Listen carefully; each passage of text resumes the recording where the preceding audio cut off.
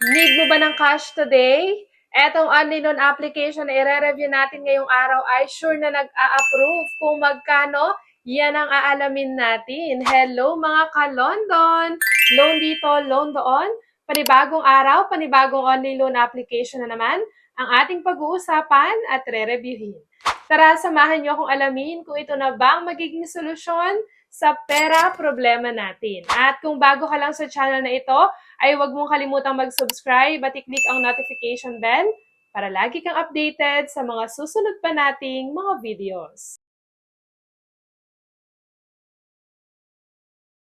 Kung need mo nga ng instant cash today, naku, tama ka ng pinapanood na video dahil dito sa ating channel, etong i-review nating online loan application na bagong-bago ay nag-a-approve talaga dahil na-approve po ako. At kung magkano nga ang ibinigay sa aking credit limit, yan ang maaalamin natin at papapanood natin hanggang sa dulo ng video na ito. Pero syempre, kahit na nalaman ninyo na itong online loan application na i-review natin ngayong araw ay nag-a-approve, lalo na sa first-time user ay wag na wag muna kayo magda-download. Mas maganda pa rin na panoorin nyo muna ang video na to para at least kung magkano man ang ibigay sa aking credit limit, magkano ang interest at service fees, at syempre yung kanyang loan term, ay makasiguro muna kayo na gusto nyo talaga yung kanyang ino-offer bago kayo mag-download at bago kayo mag-try para at least hindi na masayang ang oras mo kung hindi ka interesado sa kanyang ino-offer.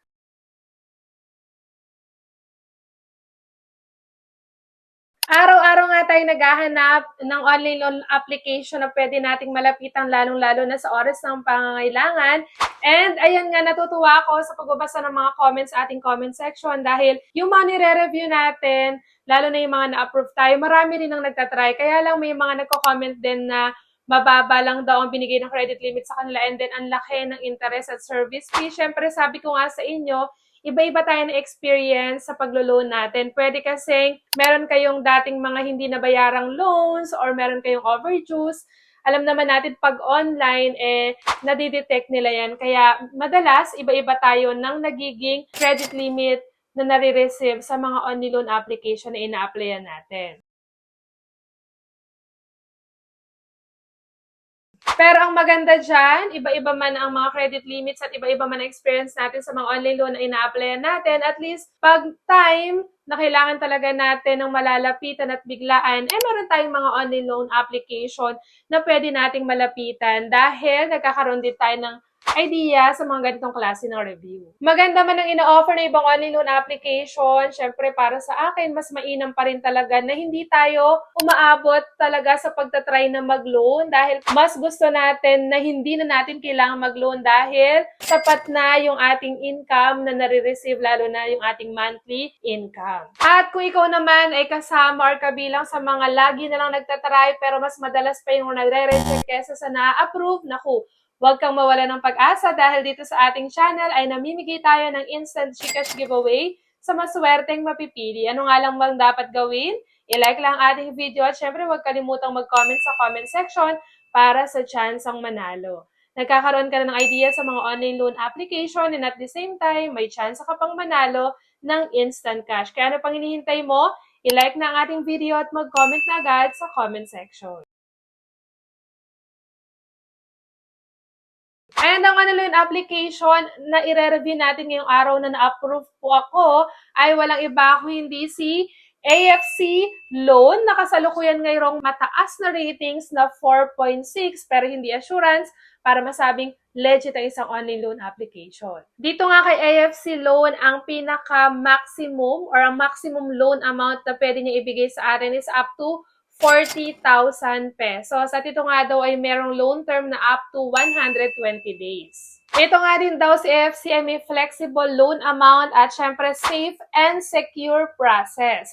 At makikita nga natin dito na 40,000 ang maximum na pwede nating ma-loan. So, yung 40,000 pesos na yun, wag muna tayo agad umasa dyan, lalo na kung tayo ay first-time user. And AFC protects daw your privacy and then get cash now with AFC Loan. So, yun naman ang target natin is yung makapag-loan tayo ng maganda-gandang amount or mabigyan tayo ng medyo mataas na credit limit. Ngayong alam na natin na nag-a-approve ito, same day si AFC Loan, wag na nating patagalin pa. eto na yung ating process ng pag-apply sa kanila. Syempre, para tayo makapag-login or makapag-register pag wala tayong account, is kailangan pa rin natin ang ating active phone number para makapag-send sila sa atin ng verification code and makapag-continue na agad tayo sa next step ng ating application. Kung makikita nyo nga, after nating makapag-login is 28,000 daw for first-time user ang pwede nating ma-applyan or yung credit limit na pwede nating ma-applyan at meron siya ditong loan term na 120 days at daily interest rate na 0.05%. And kinlik ko nga dyan yung apply now. So dito, magkukontinue na nga tayo sa ating application. At ang isa sa mga kailangan nating sagutan yung ating personal information or yung identity information natin. At dito, isang valid ID lang ay pwede na tayo makapag-apply. At kung ano yung mga valid ID na pwede dyan, eto yon. Pwede ang passport, driver's license, voter's ID, postal ID, SSS. So, pwede yung mga yan. And, pipili ka lang ng isang valid ID dyan, pipicturan mo, and then meron tayong facial verification to check kung ikaw ba talaga yung naglo-loan or nagamit lang yung ID mo sa paglo-loan. At next naman sa occupation information, dito ilalagay natin kung anong occupation natin or trabaho natin. Occupation type, pipili lang, industry na kinabibilangan ng ating trabaho. Income level, ayan, pipili lang tayo. Siyempre, yung ating company name, company address, and company phone number. At dito, siyempre, yung ating monthly salary, i-check din nila at baka dyan nila i-base kung magkano ibibigay na credit limit sa atin. Baka naman kasi, hindi naman ganun kataasan ng ating monthly income. So, siguro, i-base nila dyan kung magkano ibibigay sa ating credit limit. And ayan, sa bank information naman, pwede pa rin through bank or e-wallet. So, dito pwede on GCash, PayMaya, and GrabPay. And ayan, ganyan lang kabilis yung application natin dito kay AFC Loan. At syempre, dito na tayo sa pinakaihintay nating part ng ating review dahil kanina alam niyo na approve tayo sa ating loan. Ngayon, malalaman natin kung magkano ba ibinigay sa aking credit limit and syempre, magkano na lang ba yung na-receive ko at yung kanyang loan term. At kung dito nga makikita ninyo sa ating confirmation, dun sa loan confirmation natin ng ating application, na bago ng pangalan. So, nakalagay dito, siya na daw si Len Pinoy. So, si AFC Loan ay isa lang din sa mga nagpalit-palit ng pangalan ng mga online loan application. Kaya naman ngayon ay bagong-bago siya na application. So, siya ay si dating Len Pinoy at ang ibinigay sa ating credit limit is 3,000 pesos. And yung 3,000 pesos na yan, syempre tatanungin niyo ako kung magkano lang ba ang na-receive natin and magkano yung nabawas. And kung makikita nga natin dito, loan information, so 3,000 pesos yung loan amount na ibinigay niya sa atin. Daily interest rate daw niya is 0.05%. And meron siyang loan term na 120 days. At ito nga po, yung service fee niya napakalaki. Wala na nga paligoy-ligoy. Ipinakita niya agad sa atin yung service fee niya dito, which is 1,360 pesos. And ang marireceive na lang natin sa 3,000 pesos ay 1,650 pesos. So, ganyan po kalaki yung mawawala or mababawas doon sa 3,000 pesos na ibinigay niya sa ating credit limit. Halos kalahati yung mawawala or mababawas dun sa ating credit limit. And dito nga, kinlik ko yung apply now and under review yung ating application.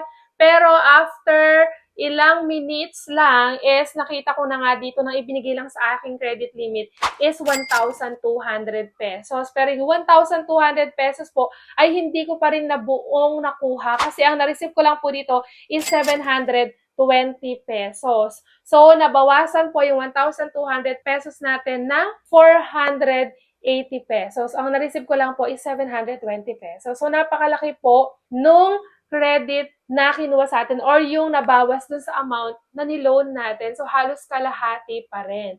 And kung okay nga yung ganitong loan details netong si AFC, is nasa iyo na nga yung desisyon kung itutuloy mo pa rin ang paglo-loan. Ang purpose lang ng ating review ay bigyan kayo syempre ng idea magkano ba ang binibigay ng credit limit, magkano ang mababawas at syempre yung interest niya at yung kanyang loan term. At kung gusto mo nga manalo sa ating pa-GCash giveaway, i-like lang ating video at huwag kalimutang mag-comment sa comment section para sa tsansang manalo. Hanggang dito na nga lang muna ang ating review ngayong araw. Hanggang sa muli mga kalondon. Bye-bye!